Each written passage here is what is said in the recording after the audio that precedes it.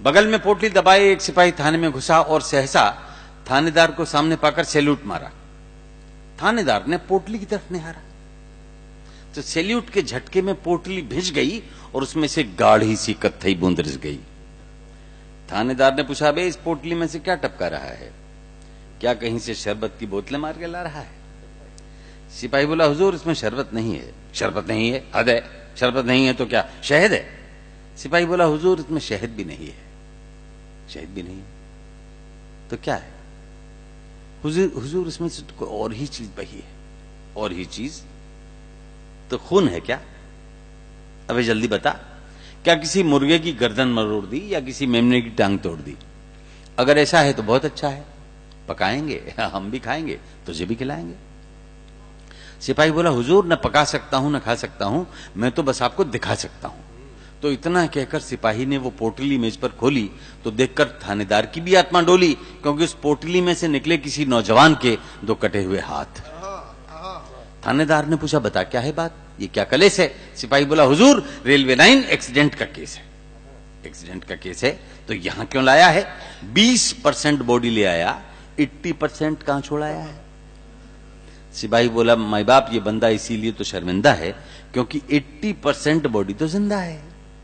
पूरी लाश होती तो यहां क्यों लाता, वहीं उसका पंचनामा न बनाता। लेकिन हुजूर गजब बहुत बड़ा हो गया, वो तो हाथ कटवा के खड़ा हो गया।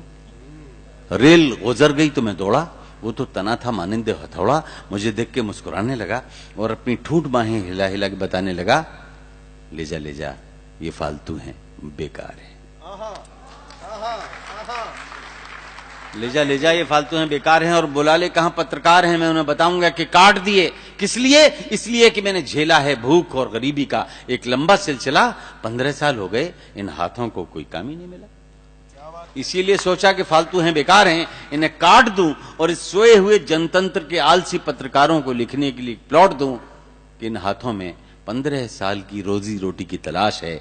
आदमी जिंदा है और ये उसकी तलाश की लाश है। आदमी जिंदा है, ये उसकी तलाश की लाश है। अरे उठा ले जा, कटवा के भी मैं तो जिंदा हूं, तू क्या मर गया? हुजूर इतना सुन के मैं तो डर गया।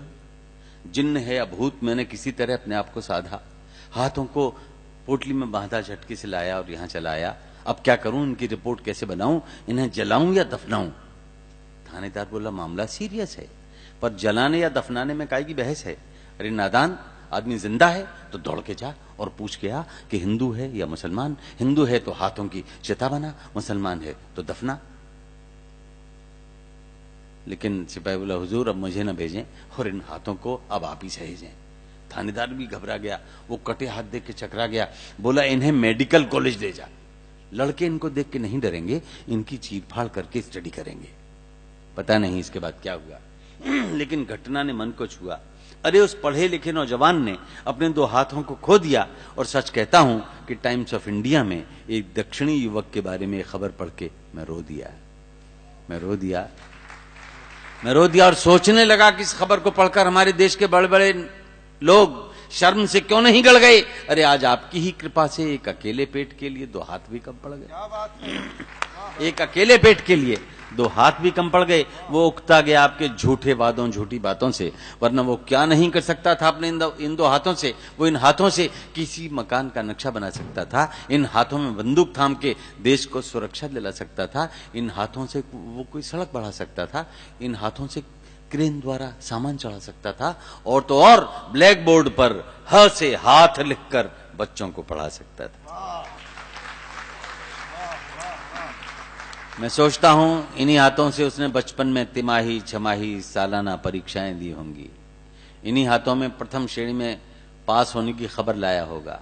इन्हीं हाथों से उसने खुशी का लड्डू खाया होगा।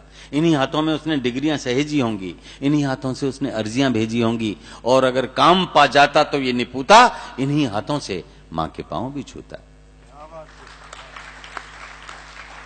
खुशी के मौके पे इन हाथों से डपली बजाता, रोते हुए बच्चे को झुंझुना बजा के बहलाता, और किसी खास रात को दुल्हन का मुखड़ा उठाता, रोते हुए बच्चे की गाल सहलाता। लेकिन तूने तो काट लिए मेरे दोस्त, पर तू कायर नहीं है। तू कायर नहीं है क्योंकि तेरी शहादत के पीछे तू कायर नहीं है, कायर होता तो समूचा कट जाता और देश के रास्ते से हमेशा हमेशा को हट जाता। सरदार भगत सिंह ने यह बताने के लिए कि देश में गुलामी है पर्चे बांटे, और तूने बेरोजगारी है यह बताने के लिए हाथ काटे।